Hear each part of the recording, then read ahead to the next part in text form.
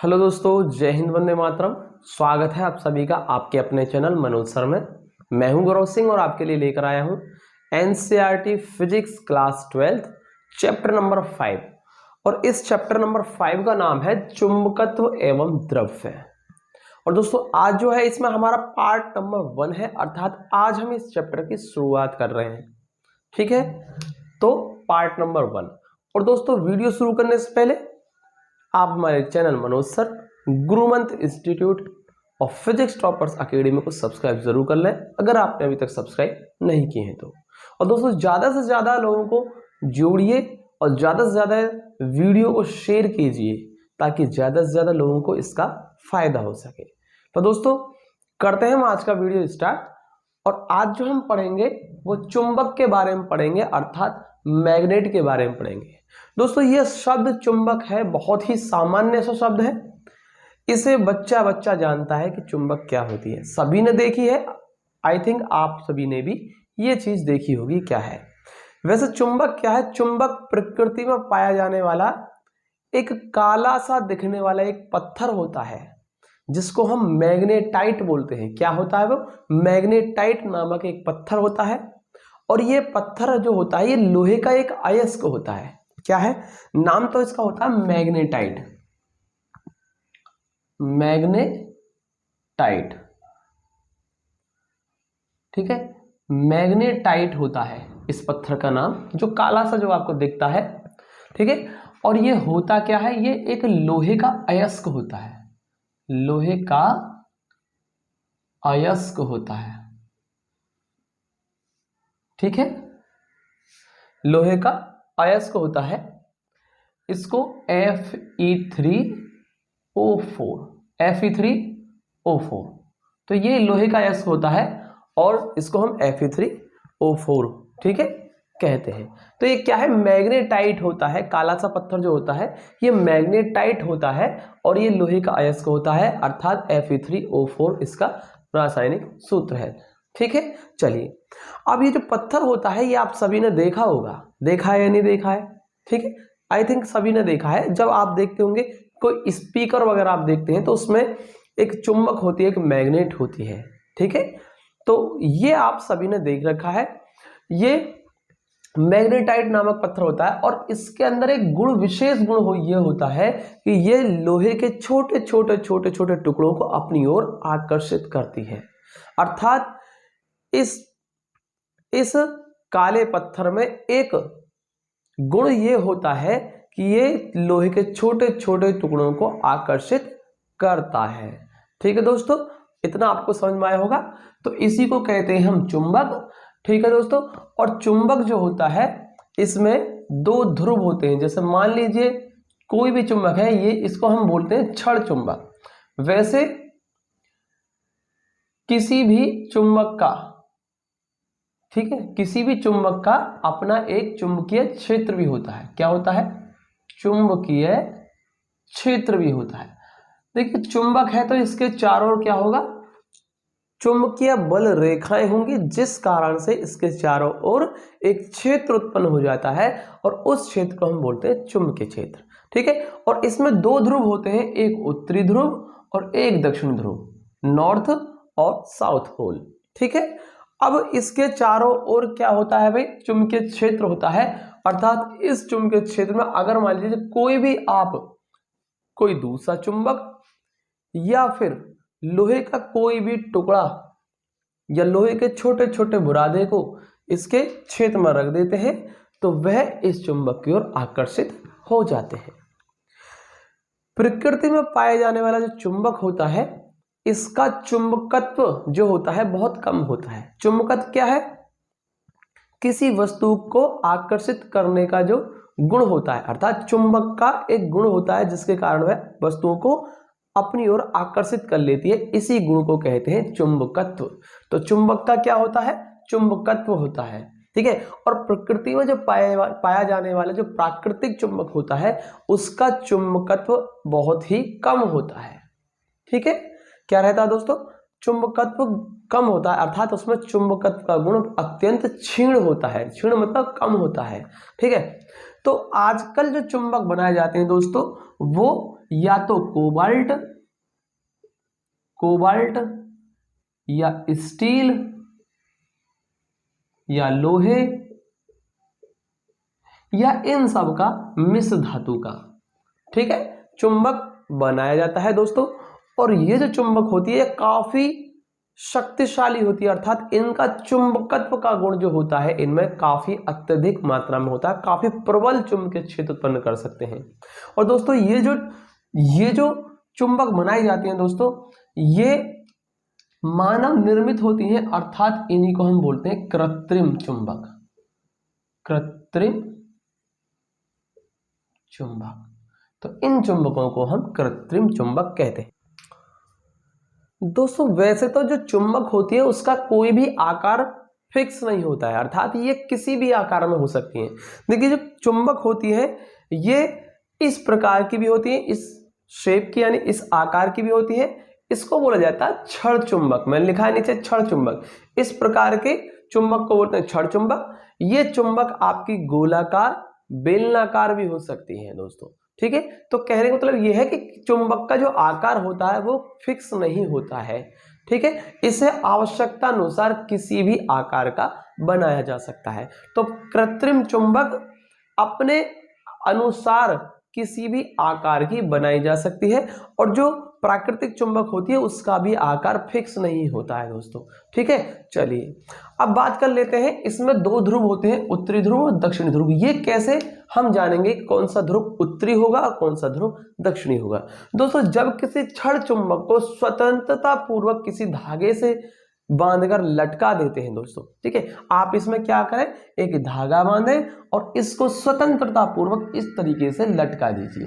तो जैसे ही छड़ चुंबक को धागे से बांध करके स्वतंत्रता पूर्वक लटकाया जाता है तो ये सदैव दोस्तों पृथ्वी के उत्तर दक्षिणी दिशा में रुकती है जाकर, और जो सिरा उत्तर की ओर ठहरता है उसे उत्तरी ध्रुव, और चुंबक का जो सिरा दक्षिणी की ओर ठहरता है उसे दक्षिणी ध्रुव कहते हैं, अर्थात नॉर्थ साउथ यानी उत्तरी ध्रुव और दक्षिणी ध्रुव, ठीक है दोस्तों। अब देखिए इसके पहला गुण तो यही है, देखो अब हम बता रहे हैं चुंबक के गुण, जिसमें पहला गुण क्या है कि इसमें ध्रुव होते हैं। ये क्या होता है, ध्रुव होते हैं इसमें, उत्तरी ध्रुव और दक्षिणी ध्रुव, ठीक। और कैसे होते हैं मैंने बता दिया, कौन सा उत्तरी होगा कौन सा दक्षिणी होगा, जस्ट मैंने आपको अभी बताया है, ठीक है। और दूसरा गुण क्या है इसमें, दूसरा गुण है कि अगर किसी चुंबक को बीच में से तोड़ दिया जाता है दोस्तों, बीच में से तोड़ दिया जाए तो कभी भी इसका उत्तरी ध्रुव और दक्षिणी ध्रुव कभी भी अलग नहीं किए जा सकते।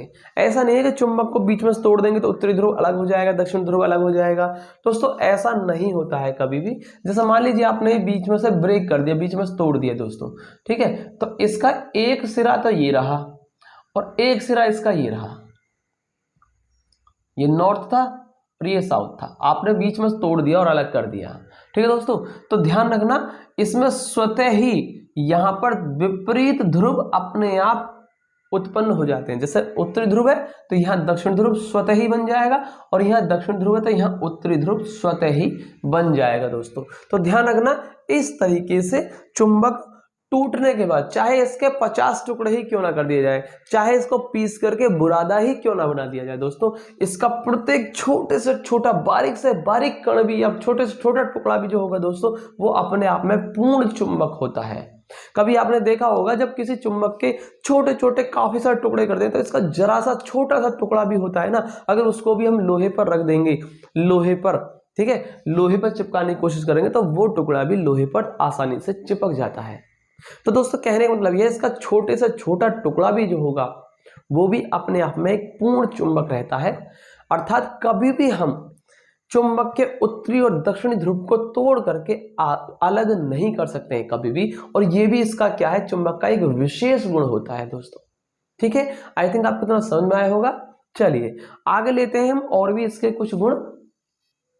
अगला गुण आता है इसमें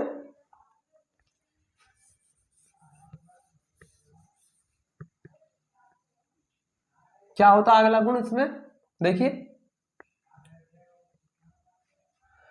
मान लीजिए ये हमारे पास कोई एक चुंबक है, ये उत्तरी ध्रुव हो गया इसका और दक्षिण ध्रुव हो गया। दोस्तों जब हम किसी चुंबक के पास एक और दूसरा चुंबक लेकर आते हैं और दूसरा चुंबक जो ला रहे हैं इसका हम कौन सा ला रहे हैं, विपरीत प्रकार का ध्रुव ला रहे हैं, अर्थात विजातीय ध्रुव ला रहे हैं, यानी उत्तरी ध्रुव और दक्षिणी ध्रुव। तो दोस्तों कहने का मतलब ये हो गया, विजातीय ध्रुव हो गई, एक दक्षिणी ध्रुव है और ये है हमारा उत्तरी ध्रुव, ठीक है। तो ये आपस में कैसे हो गए, विजातीय ध्रुव हो गए। तो दोस्तों ये सदैव एक दूसरे को क्या करेंगे, आकर्षित करेंगे। यानी कहने का मतलब होगा किसी भी चुंबक के दो विजातीय ध्रुव सदैव एक दूसरे को आकर्षित करते हैं। ऐसा ही आपने जब हम विद्युत पढ़ा रहे थे, ठीक है, वैद्युत की पढ़ा रहे थे, तो उसमें भी हमने बताया था विपरीत प्रकार के आवेश सदैव आकर्षित करते हैं, अर्थात विजातीय आवेश सदैव आकर्षित करते थे, ठीक है, और सजातीय आवेश सदैव एक दूसरे को प्रतिकर्षित करते थे। दोस्तों ऐसा ही कुछ होता है यहां पर भी। अगर मान लीजिए विजातीय ध्रुवों को पास पास लाया जाए, यानी एक उत्तरी ध्रुव और दूसरा दक्षिणी ध्रुव, तो ये दोनों सदैव एक दूसरे को आकर्षित करते हैं, ठीक है दोस्तों। और बात रही सजातीय ध्रुवों की, यानी मान लीजिए एक चुंबक का उत्तरी ध्रुव और दूसरे चुंबक का भी क्या है, उत्तरी ध्रुव है, तो ये कैसे हो गए, सजातीय ध्रुव हो गए। तो दोस्तों ये सदैव एक दूसरे को प्रतिकर्षित करेंगे। यहां कौन सा बल लगेगा इनमें, आकर्षण का, यहां लगेगा आकर्षण का बल, ठीक है। और यहां दोस्तों क्या होगा, यहां इस कंडीशन में प्रतिकर्षण का बल लगेगा, प्रतिकर्षण। और दोस्तों जरूरी नहीं है इस तरीके से, आप इस तरीके से भी कर सकते हैं, यानी दक्षिणी दक्षिणी ध्रुव को पास लाएंगे तो ये भी दोनों क्या हो जाएंगे दोस्तों, दक्षिण दक्षिण ध्रुव हो जाएंगे, एक जैसे हो जाएंगे, अर्थात ये भी सजातीय ध्रुव है। तो सजातीय ध्रुव ये दोनों पास पास आएंगे तो भी ये क्या करेंगे, प्रतिकर्षण का बल लगाएंगे। तो कहने का मतलब ये है दोस्तों कि चुंबक के सजातीय ध्रुव सदैव एक दूसरे को प्रतिकर्षित करते हैं तथा विजातीय ध्रुव एक दूसरे को आकर्षित करते हैं, ठीक है दोस्तों। आई थिंक आपको इतना समझ में आया होगा। ये इसका एक और अगला गुण हो गया, तो ये गुण नंबर क्या हो गया, इसका तीसरा गुण हो गया, तीसरी प्रॉपर्टी आ गई। अब लेते हैं हम एक और गुण, इसका नंबर 4, कि मान लीजिए हमारे पास कोई एक चुंबक है, ये उसका उत्तरी ध्रुव है और ये दक्षिणी ध्रुव है। तो दोस्तों ध्यान रखना, चुंबक के चारों ओर क्या होती है, चुंबकीय बल रेखाएं होती हैं। जैसे आवेश के चारों ओर विद्युत बल रेखाएं होती हैं, ठीक उसी प्रकार चुंबक के चारों ओर चुंबकीय बल रेखाएं होती हैं, क्योंकि बिना चुंबकीय बल रेखाओं की सहायता से कभी भी हम चुंबकीय क्षेत्र को प्रदर्शित नहीं कर सकते हैं। तो ध्यान रखना, चुंबकीय क्षेत्र को प्रदर्शित करने के लिए सदैव हमें आवश्यकता होगी चुंबकीय बल रेखाओं की। और दोस्तों चुंबकीय बल रेखाएं जो होती हैं वो सदैव चुंबक के बाहर उत्तरी ध्रुव से दक्षिणी ध्रुव की ओर चलना प्रारंभ करती है, ठीक है। और दोस्तों ये यहीं खत्म नहीं हो जाती है, ये चुंबक के अंदर भी चलती हैं और अंदर ये फिर से दक्षिण ध्रुव से उत्तरी ध्रुव की ओर आ जाती है। अर्थात कहने का मतलब ये हो गया दोस्तों, यहां पर ये क्या बनाएंगे, एक बंद लूप बनाएंगे, बंद लूप का निर्माण करती हैं। तो चुंबकीय बल रेखाएं सदैव एक बंद लूप का निर्माण करती हैं और यह सदैव चुंबक के बाहर उत्तरी ध्रुव से दक्षिणी ध्रुव की ओर और चुंबक के अंदर दक्षिणी ध्रुव से उत्तरी ध्रुव की ओर गति करती है, ठीक है। इसी प्रकार से हम और भी चुंबकीय बल रेखाओं को दिखा सकते हैं। ये चुंबकीय बल रेखाएं होंगी दोस्तों और ये अंदर भी इस तरीके से चल रही होंगी। ऐसे ही कुछ बल रेखाएं इस तरीके से भी जा रही होंगी दोस्तों और ये अंदर इस प्रकार से गति करेंगी। और मान लीजिए मैंने एक और बल रेखा दिखाई तो वो दोस्तों कैसे जा रही, ऐसे जा रही है और ये फिर से अंदर क्या करेंगी, इस तरह से। तो दोस्तों कहने का मतलब हो गया कि चुंबकीय बल रेखाएं सदैव बंद वक्र या कह सकते हैं बंद लूप बनाती हैं और चुंबकीय बल रेखाएं सदैव चुंबक के बाहर उत्तरी ध्रुव से दक्षिण ध्रुव की ओर और चुंबक के अंदर दक्षिण ध्रुव से उत्तरी ध्रुव की ओर गति करती हैं। इतना आई थिंक आपको समझ में आया होगा दोस्तों।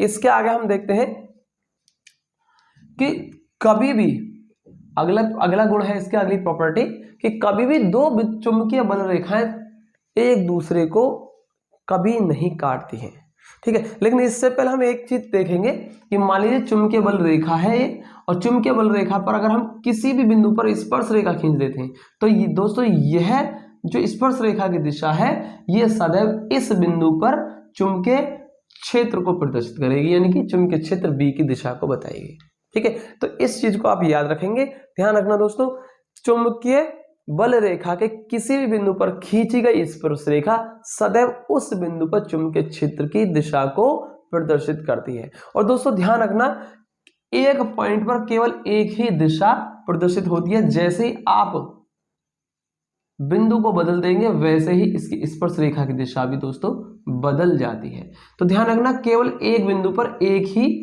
स्पर्श रेखा खींची जा सकती है। ठीक है दोस्तों। और अगर मान लीजिए उसी बिंदु पर आप दूसरी स्पर्श रेखा खींचते हैं तो वह दूसरी स्पर्श रेखा भी पहली वाली की क्या हो जाती है, संपाती हो जाती है। संपाती मतलब ठीक उसी के ऊपर आती है। और दोस्तों कहने का मतलब ये हो गया कि केवल एक ही दिशा को बताएगी। ठीक है, तो कहने का मतलब ये हो गया दोस्तों कि चुंबकीय बल रेखा के किसी भी बिंदु पर अगर हम स्पर्श रेखा खींच दें तो वह सदैव उस बिंदु पर चुंबकीय क्षेत्र की दिशा को प्रदर्शित करती है। और एक बिंदु पर सदैव सिर्फ एक ही दिशा होती है दोस्तों। ऐसा नहीं है कि एक ही बिंदु पर कई या एक से ज्यादा चुंबकीय क्षेत्र प्रदर्शित हो जाए, ऐसा कभी नहीं होता है। जैसे ही आप बिंदु बदल देंगे तुरंत इस बार चुंबकीय क्षेत्र की दिशा बदल जाएगी। ठीक है दोस्तों, तो इस तरीके से हम यहां से चुंबकीय क्षेत्र की दिशा को हम बता सकते हैं किसी भी बिंदु पर। और दोस्तों अगला लेते हैं हम लास्ट इसमें कि अगर मान लीजिए हमसे ये कहा जाए कि क्या चुंबकीय बल रेखाएं एक दूसरे को काटती हैं, क्या दो चुंबकीय बल रेखाएं कभी एक दूसरे को काट सकती हैं? तो दोस्तों इसका आंसर होगा नहीं काट सकती हैं, क्योंकि चुंबकीय बल रेखाएं कभी भी एक दूसरे को नहीं काटती हैं। और इसको सिद्ध कैसे करेंगे दोस्तों कि मान लीजिए दो चुंबकीय बल रेखाएं एक दूसरे को काट रही हैं, तो दोस्तों इनके कटान बिंदु पर देखिए, कटान बिंदु पर चुंबकीय क्षेत्र की दो दिशाएं प्रदर्शित हो जाएंगी। कैसे होंगे देखिए, पहले मैं पहली वाली पर स्पर्श रेखा खींचता हूं इस कटान बिंदु से। ठीक है, तो ये जो है ये है चुंबकीय क्षेत्र की दिशा। ठीक, इस बिंदु पर चुंबकीय बल रेखा 1 के लिए। अब मैं चुंबकीय बल रेखा 2 के लिए अब मैं इसी बिंदु से एक और स्पर्श रेखा खींचता हूं चुंबकीय बल रेखा 2 पर। तो दोस्तों यहां देख रहे हैं आप एक और दिशा प्रदर्शित होगी, तो ये है हमारी 2 B2। ठीक है, चुंबकीय क्षेत्र की दो दिशाएं निरूपित हो रही हैं एक ही बिंदु से। और दोस्तों ये क्या है, सर्वथा असंभव है कि कभी भी एक बिंदु पर एक से ज्यादा चुंबकीय क्षेत्र की दिशाएं प्रदर्शित नहीं की जा सकती हैं। एक बिंदु पर केवल एक ही दिशा संभव है। और जैसे अगर मान लिया जाए कि ये एक दूसरे को काट रही हैं तो उसके कटान बिंदु पर दोस्तों एक से ज्यादा चुंबकीय क्षेत्र की दिशाएं निरूपित हो जाएंगी, जो कि सर्वथा असंभव है। इसीलिए हम कह सकते हैं दोस्तों कि दो चुंबकीय बल रेखाएं कभी एक दूसरे को नहीं काट सकती। ठीक है दोस्तों, आई थिंक आपको इतना समझ में आया होगा कि दो चुंबकीय बल रेखाएं एक दूसरे को कभी नहीं काटती हैं, ऐसा क्यों। ठीक है, इतना अगर आपको समझ में आ रहा है दोस्तों तो इसके आगे की हम बात कर लेते हैं। एक आता है दोस्तों इसमें चुंबकीय द्विध्रुव। क्या आता है, चुंबकीय द्विध्रुव। अब हम देखेंगे चुंबकीय द्विध्रुव क्या चीज है। चुंबकीय द्विध्रुव को समझने से पहले हम समझेंगे ध्रुव सामर्थ्य यानी कि पोल स्ट्रेंथ क्या चीज है। ठीक है, देखिए दोस्तों, किसी भी ध्रुव के द्वारा किसी चुंबकीय पदार्थ को अपनी ओर आकर्षित करने की जो क्षमता होती है, जो एक सामर्थ्य होती है आकर्षित करने की, उसको कहते हैं हम ध्रुव सामर्थ्य, पोल स्ट्रेंथ। ठीक है दोस्तों, यानी कह सकते हैं कि हमारे पास कोई एक चुंबकीय पदार्थ है और हमने किसी भी ध्रुव के पास रखी। ठीक है, और जितनी सामर्थ्य के साथ ये ध्रुव उस चुंबकीय पदार्थ को आकर्षित करेगा अपनी ओर, वही हो जाएगी उसकी ध्रुव सामर्थ्य यानी कि पोल स्ट्रेंथ। और हमेशा ध्यान रखना दोस्तों, ध्रुव सामर्थ्य को हम स्मॉल m से प्रदर्शित करते हैं। और दोस्तों ध्रुव सामर्थ्य, ठीक है, और उत्तरी ध्रुव की ध्रुव सामर्थ्य को, भाई दोनों ध्रुव है हमारे पास उत्तरी और दक्षिण। ठीक है, तो उत्तरी ध्रुव सामर्थ्य हो जाएगी, इसको कहेंगे दक्षिणी ध्रुव सामर्थ्य। तो दोस्तों यहां पर हम कह सकते हैं ध्रुव सामर्थ्य जो होगी वो कैसी होगी, दो प्रकार की होगी।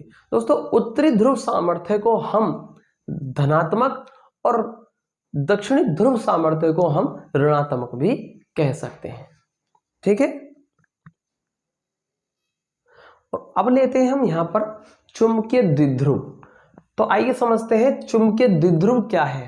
ठीक है, देखिए समान सामर्थ्य के समान सामर्थ्य के दो विपरीत ध्रुवों को एक दूसरे से अल्प दूरी पर रखने में जो निकाय बनता है दोस्तों, उस निकाय को ही कहते हैं हम चुंबकीय द्विध्रुव। आई थिंक आपको समझ में आया होगा चुंबकीय द्विध्रुव क्या है। यानी मान लीजिए एक उत्तरी ध्रुव और एक दक्षिणी ध्रुव, तो ये कैसे हुए, एक उत्तरी ध्रुव और एक दक्षिणी ध्रुव, यानी कि विजातीय ध्रुव है और ये अति अल्प दूरी पर रख दिए जाए। लेकिन ध्यान रखना दोनों की जो सामर्थ्य होगी ना वो कैसी होगी, समान होगी, यानी समान उत्तरी और समान दक्षिणी ध्रुव, या कह सकते हैं समान सामर्थ्य वाले, ठीक है, समान सामर्थ्य वाले दो ध्रुव जो कि कैसे हैं, विजातीय हैं, अर्थात एक उत्तरी और एक दक्षिणी ध्रुव। इन दोनों को पास पास रखने, बहुत अति अल्प दूरी पर पास रखने पर जो निकाय बनता है दोस्तों, उस निकाय को ही कहते हैं हम चुंबकीय द्विध्रुव।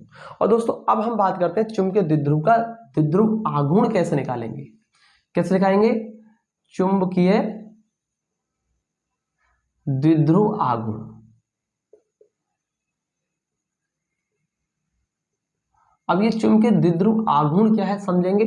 जैसे मान लीजिए हमारे पास क्या है, एक क्षण चुंबक है दोस्तों, और ये इसका उत्तरी ध्रुव है और ये इसका दक्षिणी ध्रुव है, ठीक है। और हमने जो मान लिया है इसमें वो क्या माना है कि ये क्या है, उत्तरी ध्रुव को हम कहेंगे ध्रुव सामर्थ्य और ये क्या होगा, धनात्मक होगा, और इसी प्रकार उत्तरी ध्रुव की ध्रुव सामर्थ्य को हम ऋणात्मक लेते हैं, इसको हम -m से प्रदर्शित कर सकते हैं दोस्तों, ठीक है। आई थिंक आपको इतना समझ में आया होगा।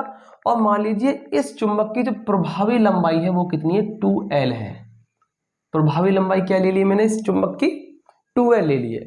तो दोस्तों यहां से अब हम निकालेंगे चुंबकीय द्विध्रुव आघूर्ण। तो कैसे निकालेंगे, देखिए किसी चुंबक के किसी एक ध्रुव सामर्थ्य या धनात्मक m या ऋणात्मक m, आप कोई सा भी एक ध्रुव सामर्थ्य ले सकते हैं। तो क्षण चुंबक के किसी एक ध्रुव सामर्थ्य तथा चुंबक की प्रभावी लंबाई क्या है, 2l के गुणनफल को ही चुंबकीय द्विध्रुव आघूर्ण कहते हैं और इसे कैपिटल M से प्रदर्शित करते हैं दोस्तों, ठीक है। तो कैपिटल M बराबर कितना हो जाएगा, 2ml हो जाएगा दोस्तों, m इंटू 2l या कह सकते हैं 2ml, ठीक है दोस्तों। तो इस तरीके से हम चुंबकीय द्विध्रुव का आघूर्ण भी निकाल सकते हैं। आई थिंक आपको इतना समझ में आया होगा दोस्तों, तो कि चुंबकीय द्विध्रुव आघूर्ण किस प्रकार से हम ज्ञात कर सकते हैं, मैंने इसका एक फॉर्मूला भी निकाल दिया दोस्तों, ठीक है। तो आगे चलते हैं हम इसके नेक्स्ट टॉपिक की तरफ। देखिए यहां से पहले हम क्या निकाल लेते हैं, चुंबकीय द्विध्रुव आघूर्ण का हम मात्रक भी निकाल लेते हैं दोस्तों। क्या है, देखिए यहां पहले समझेंगे कि ध्रुव सामर्थ्य स्मॉल m आया है, इसमें स्मॉल m का मात्रक कितना होगा।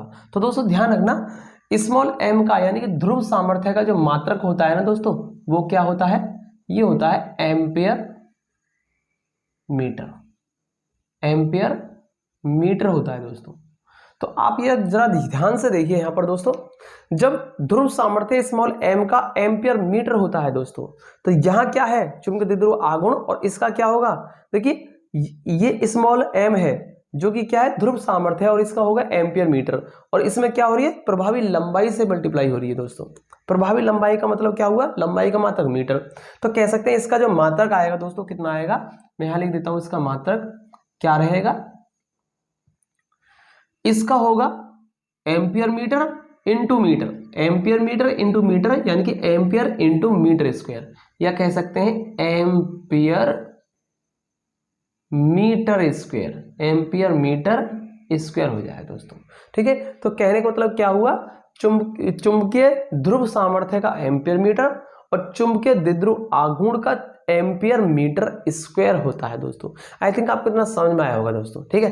अब इसके बाद हम बात कर लेते हैं कि यदि किसी एक क्षण चुंबक को किसी एक समान चुंबकीय क्षेत्र में क्षेत्र की दिशा से थीटा कोण बनाते हुए रख दिया जाता है तो उस पर बलाघूर्ण कितना लगता है। तो नेक्स्ट टॉपिक हम देखते हैं, बलाघूर्ण निकालेंगे हम। तो यह है अगला टॉपिक, एक समान चुंबकीय क्षेत्र में स्थित क्षण चुंबक पर बल युग्म का आघूर्ण। तो दोस्तों यहां पर मैंने एक समान चुंबकीय क्षेत्र को मैंने दिखाया, और ये क्या है, चुंबकीय क्षेत्र B है, ठीक है। एक समान चुंबकीय क्षेत्र बी को मैंने दिखाया है समांतर बल रेखाओं से, चुंबकीय बल रेखाओं से। ठीक है दोस्तों, तो यहाँ पर मैंने एक समान चुंबकीय क्षेत्र दिखाया है पहले। ठीक है, और इसमें क्या रखा हमने, एक छड़ चुंबक रखा है दोस्तों। तो ये देख पा रहे हैं आप, जो रखी है उत्तरी ध्रुव और दक्षिण ध्रुव, ये क्या है, एक छड़ चुंबक है। और दोस्तों इस छड़ चुंबक को जैसे मैं इसमें रखूंगा, मैंने रखा कैसा है, क्षेत्र के साथ थीटा कोण बनाते हुए रखा है यहाँ पर। ठीक है, और जैसे इस चुंबक को रखा जाएगा, इस पर क्या लगेगा, एक बल युग्म का आघूर्ण लगेगा दोस्तों। और हमें उस बल युग्म के आघूर्ण को ही ज्ञात करना है, उसका व्यंजक प्राप्त करना है दोस्तों, क्या होगा। ठीक है, चलिए देखते हैं। मैंने यहाँ पर क्या लिया दोस्तों, उत्तरी और दक्षिणी ध्रुव है ये छड़ चुंबक का, इसको थीटा कोण बनाते हुए चुंबकीय क्षेत्र के साथ मैंने रखा है, और ये एक समान चुंबकीय क्षेत्र में रखा हुआ है दोस्तों। और देखिए यहाँ पर मैंने आपको बता रखी है, अभी कुछ देर पहले बताई थी, छड़ चुंबक की प्रभावी लंबाई। प्रभावी लंबाई का मतलब होता है उत्तरी ध्रुव और दक्षिणी ध्रुव के बीच की कुल लंबाई छड़ की कितनी है, छड़ चुंबक की कितनी है। ठीक है, यही होगी इसकी प्रभावी लंबाई। तो ध्यान रखना दोस्तों, प्रभावी लंबाई है कितनी, 2L। और मैंने जैसे इसको यहाँ पर रखा है, इस पर क्या लगेगा, बलयुग्म का आघूर्ण लगेगा, और उस बलयुग्म के आघूर्ण को हमें ज्ञात करना है दोस्तों। और जैसा कि आप जानते हैं, बलयुग्म के आघूर्ण का एक सीधा सा एक फॉर्मूला होता है कि कोई भी एक बल और दोनों बलों के बीच की लंबवत दूरी, ठीक है, इनका गुणनफल कर लीजिए आप, और इस तरीके से मल्टीप्लाई करने के बाद में हमको जो मिलेगा, बल युग्म का आघूर्ण मिल जाएगा। तो आपको क्या करना है, यहाँ पर सीधी सी बात है, पहले आप क्या करेंगे, इन दोनों ध्रुव सामर्थ्य पर लगने वाला क्या निकालेंगे, बल निकालेंगे। ठीक है, तो कितना लगा होगा, चुंबकीय क्षेत्र की वजह से उत्तरी और दक्षिण ध्रुव पर कितना बल लग रहा होगा दोस्तों। एक तो बल लग रहा होगा इधर इस दिशा में, क्या लगेगा, MB लगेगा दोस्तों। ठीक है, चुंबकीय ध्रुव सामर्थ्य कितनी है इसकी, M है। ठीक है, इसको हम क्या ले सकते हैं, प्लस ले सकते हैं दोस्तों, क्योंकि उत्तरी ध्रुव सामर्थ्य को हम धनात्मक और दक्षिणी ध्रुव सामर्थ्य को हम ऋणात्मक ले सकते हैं, जैसे कि हमने आपको पीछे बताया है। ठीक है, तो यहां पर एक जो लग रहा होगा बल दोस्तों चुंबकीय क्षेत्र B के कारण, वो लग रहा होगा इसके ऋणात्मक ध्रुव सामर्थ्य स्मॉल m पर, तो माइनस के MB लिख सकते हैं इसको।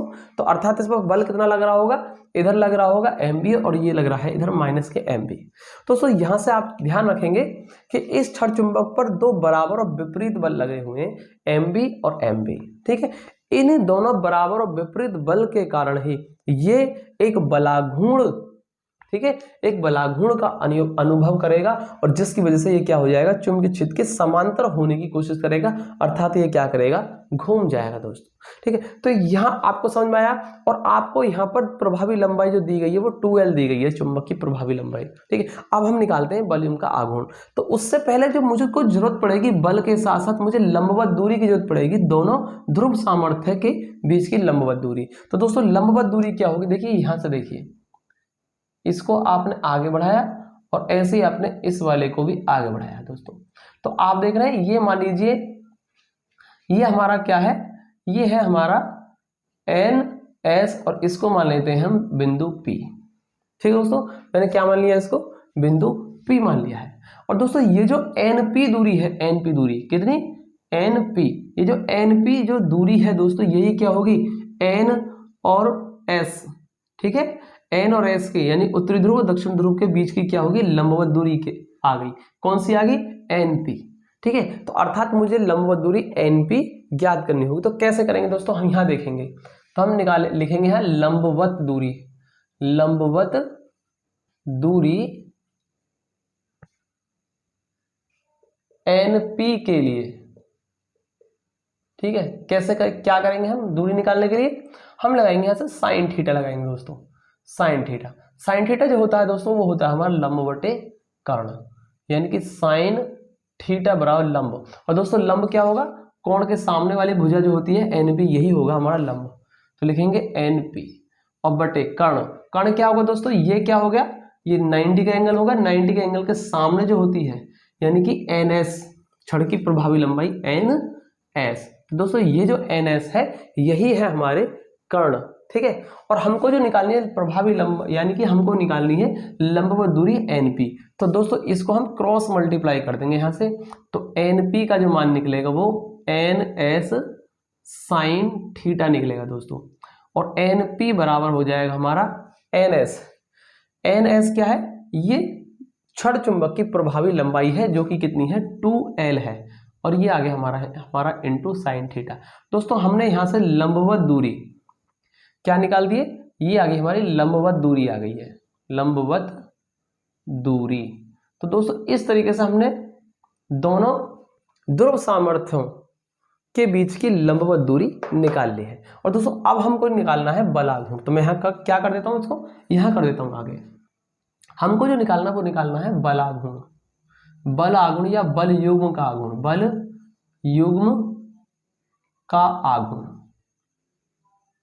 तो दोस्तों कैसे निकलता है, फॉर्मूला होता है, टॉर्क से प्रदर्शित करते हैं इसको, कोई एक बल, ठीक है, बल, कोई एक बल गुणा दोनों बलों के बीच लंबवत दूरी, तो हम लिख देते हैं लंबवत दूरी।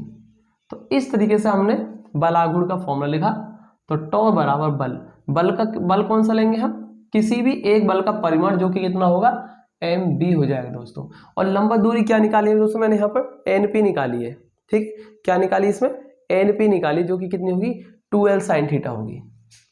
लंबवत दूरी क्या है np है, और जो कि क्या होगी 2l sin थीटा हो जाएगी। आई थिंक आपको इतना समझ में आया होगा।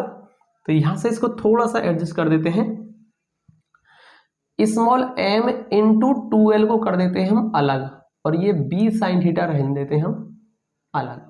और दोस्तों यहां से देखिए ये क्या है, ध्रुव सामर्थ्य और जो छड़ चुंबक है उसकी क्या है ये प्रभावी लंबाई।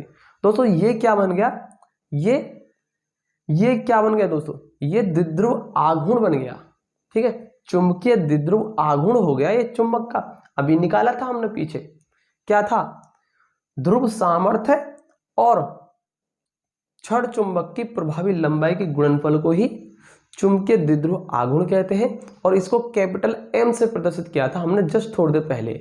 तो हम भी क्या करेंगे, इसको फिर से क्या लिख देंगे यहाँ पर, टॉ बराबर चुंबकीय द्विध्रुव आघूर्ण कैपिटल M लिख सकते हैं, m इंटू 2l को, और दोस्तों ये जो बच गया हमारा b sin थीटा बच जाता है यहाँ से। तो इस प्रकार से हमने बल युग्म के आघूर्ण को ज्ञात कर लिया दोस्तों, कितना होगा टॉ बराबर mb sin थीटा होगा।